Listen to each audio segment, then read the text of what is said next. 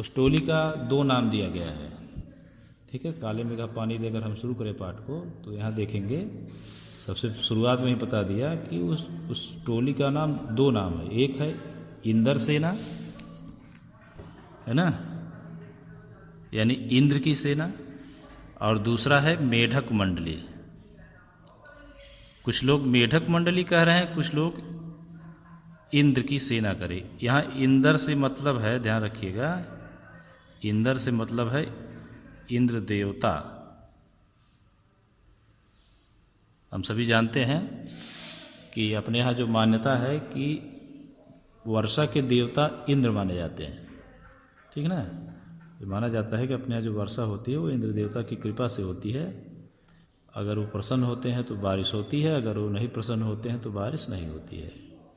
तो अगर अब बारिश नहीं हो रही है तो उनको प्रसन्न करने का ये उपाय निकाला गया कि बच्चों की टोली निकलेगी, उनके ऊपर पानी फेंका जाएगा, वो उस पर लोटेंगे पोटेंगे, इससे इंद्र प्रसन्न होंगे। क्योंकि बच्चों की टोली कौन है? इंद्र की सेना है। ठीक है, बच्चों की टोली क्या है? इंद्र की सेना है। तो जब इंद्र की सेना पर पानी फेंका जाएगा तो इंद्र प्रसन्न होंगे, क्योंकि उन्हें लगेगा कि हमारी सेना पर पानी फेंका जा रहा है। तो जब लोग हमको पानी चढ़ा रहे हैं तो हम लोगों को पानी वापस देंगे, ऐसी मान्यता के थी। लेकिन कुछ लोग पसंद नहीं करते थे इस काम को, बच्चों का लौटना, कीचड़ में लथपथ होना पसंद नहीं था। इसलिए उन्होंने क्या नाम रख दिया? मेढक मंडली। क्योंकि मेढक कीचड़ में रहता है, पानी में रहता है। तो जो लोग चिढ़ते थे, आगे इसलिए दिया है, वो लोग नाम क्या दे दिए? मेढक मंडली। क्योंकि मेढक की तरह पानी में उछल कूद कर रहे हैं। और जो लोग पसंद करते थे वो इंद्र की सेना मानते थे इसको। ठीक है, दोनों नाम एक दूसरे के विपरीत हैं, एक इंद्र की सेना, एक मेढक मंडली।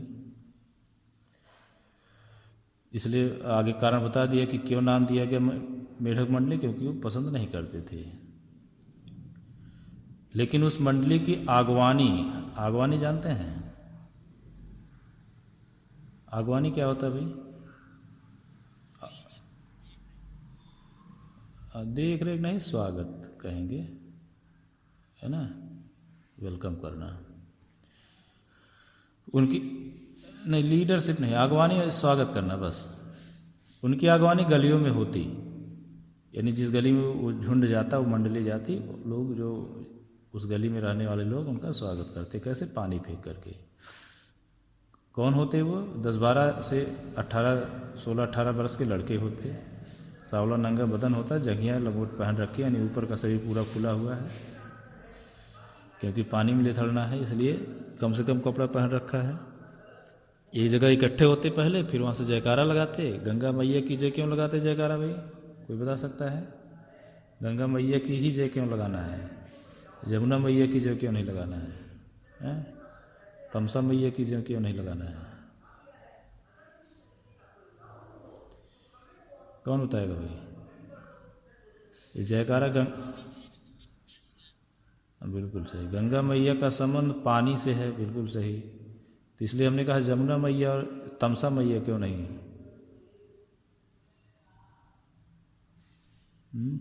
कोई बताए? क्योंकि गंगा सबसे पवित्र नदी मानी जाती है ना।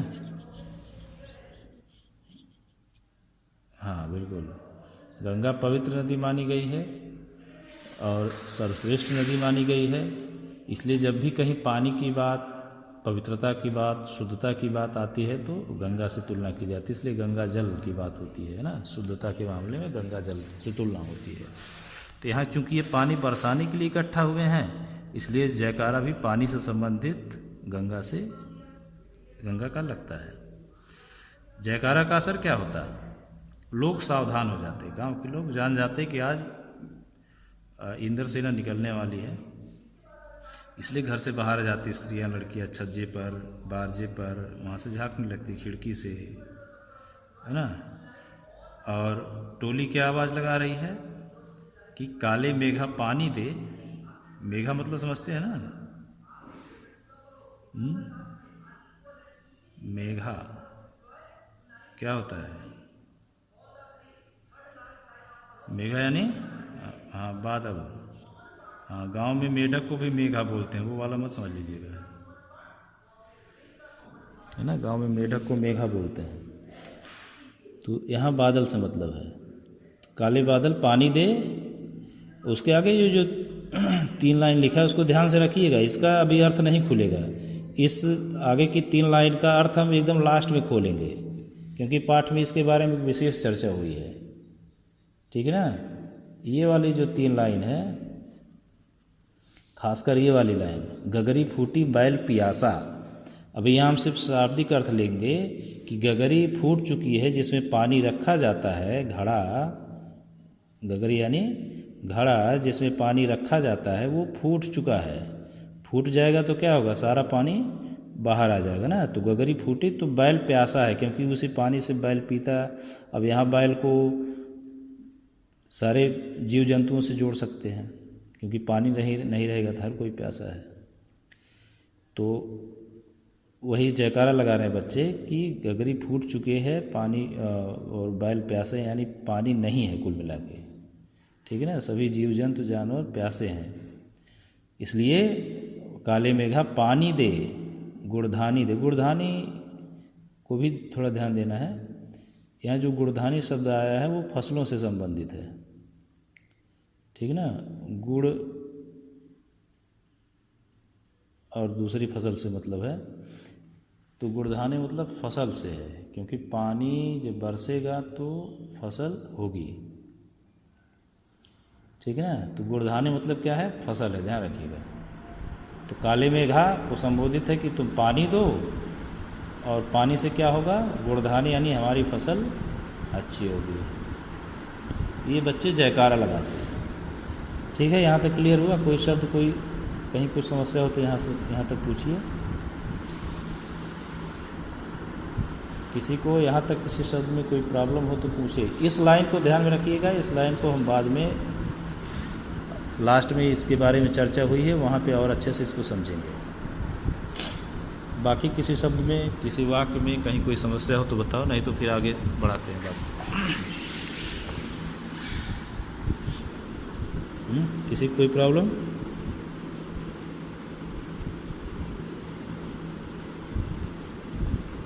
ठीक है, तो अब आगे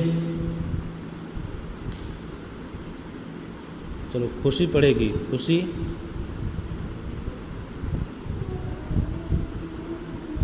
खुशी, आवाज़ जा रही है जी? खुशी,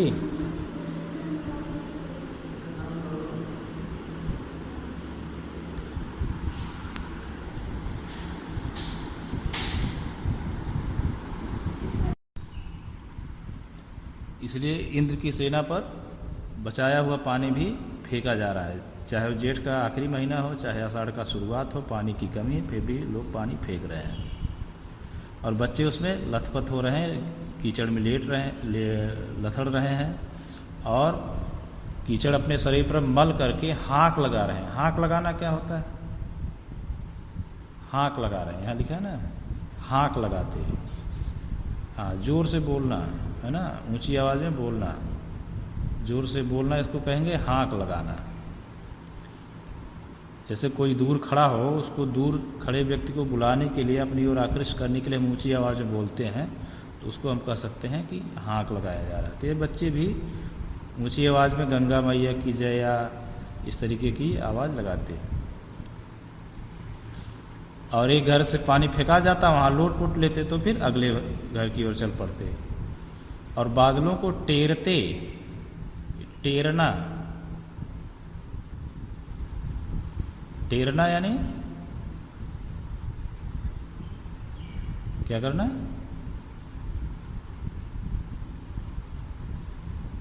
नहीं, टेरना मतलब वही आवाज लगाना, बार बार। हाँ बोलो। हाँ,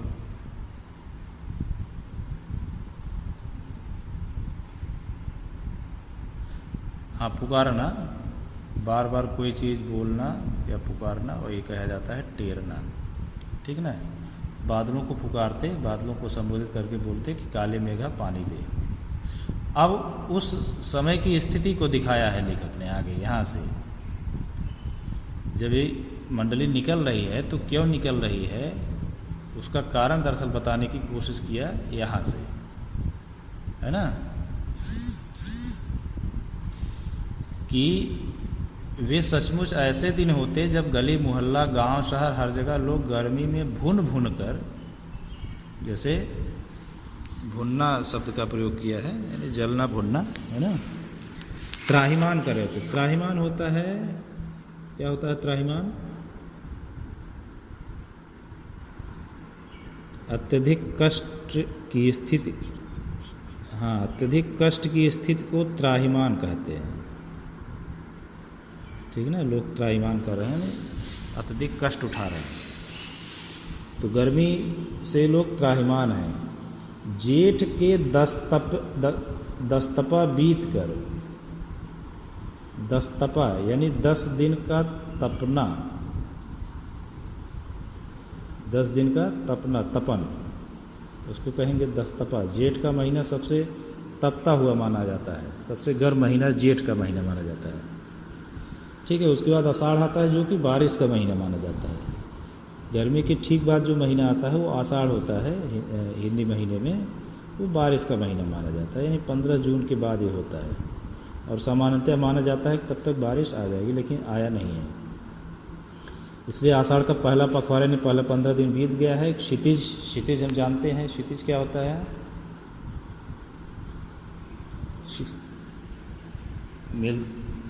मिलते नहीं हैं, मिलते हुए प्रतीत होते हैं, ध्यान रखिएगा। धरती आकाश कहीं मिलते नहीं हैं, है ना, दूर से लगता है कि वहाँ मिल रहे हैं, इसलिए धरती आसमान जहाँ मिलते प्रतीत होते हैं।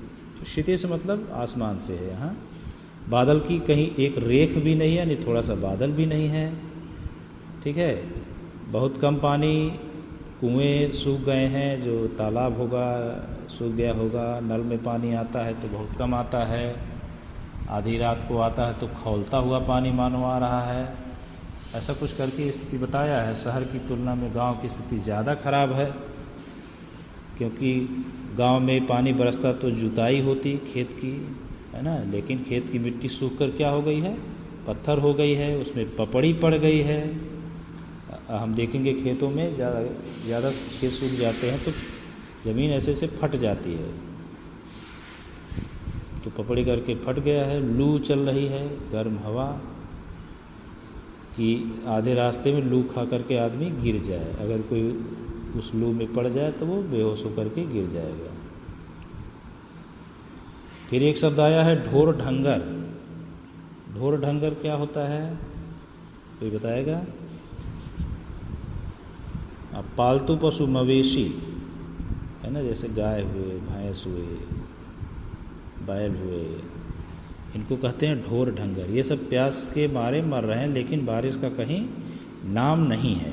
ये सिचुएशन है। दरअसल ये सिचुएशन दिखाए कि ये इंद्रसेना निकली क्यों है। तो सिचुएशन यही है कि बारिश का कहीं नाम निशान नहीं है। ऐसे में क्या होगा? ऐसे में पूजा पाठ कथा विधान सब करके लोग जब हार जाते हैं, तब अंतिम उपाय के रूप में क्या निकलता है? इंद्रसेना, ठीक है ना। सारे उपाय कर लिए गए हैं, किसी भी विधि से बारिश नहीं हो रही है। ऐसे में इंद्र की सेना निकाली गई है। एक लाइन और देखेंगे, फिर बात खत्म करेंगे आज का हम लोग। कह रहे हैं कि वर्षा के बादलों के स्वामी कौन? इंद्र हैं। और इंद्र की टोली बांधकर, यानी इंद्र की सेना टोली बांधकर कीचड़ में लथपथ निकलती, मेघों को यानी बादलों को पुकारते हुए, पानी मांगते हुए प्यासे गले और सूखे खेतों के लिए, ठीक है। पानी की आशा पर जैसे सारा जीवन आकर टिक गया है, क्योंकि पानी नहीं रहेगा तो कोई भी काम नहीं होगा। ऐसा हो रहा। अब यहाँ से बात थोड़ी सी दूसरे एंगल से आएगी। अब तक यहाँ क्या हुआ? पानी मांगा गया है, ठीक है ना, पानी मांगा जा रहा है, पानी बरस नहीं रहा है, सारे उपाय कर दिए गए हैं, लेकिन पानी नहीं बरस रहा है। पूजा पाठ भी हो गया, फिर भी नहीं बरस रहा है। तो इंद्रसेना निकली है जिसके ऊपर पानी फेंका जा रहा है। अब यहाँ पे दूसरा एंगल आ रहा है कि जब पानी की इतनी कमी है तो फिर पानी फेंकना, ये थोड़ा सा बात समझ में नहीं आ रहा है लेखक के। तो यहाँ से हम लोग कल बात करेंगे। अभी हमारे सामने जो सिचुएशन था वो यही था कि इंद्र की सेना के ऊपर सारे विधि विधान, यानी बारिश नहीं होने के बाद सारे विधि विधान करने के बाद अंतिम विकल्प के रूप में इंद्र की सेना निकली है, जिसके ऊपर लोग अपने घर में इकट्ठा किए हुए पानी फेंक रहे हैं, बच्चे कीचड़ में लौट रहे हैं इस उम्मीद में कि इससे पानी बरसेगा। ये एक पहलू है। इसका अब दूसरा पहलू आएगा कि जब पानी की ऑलरेडी कमी है तो पानी की बर्बादी क्यों हो रही है, जबकि उससे वैज्ञानिक तरीके से कोई फ़ायदा होने वाला नहीं है। इस पर हम लोग चर्चा कल करेंगे, ठीक है।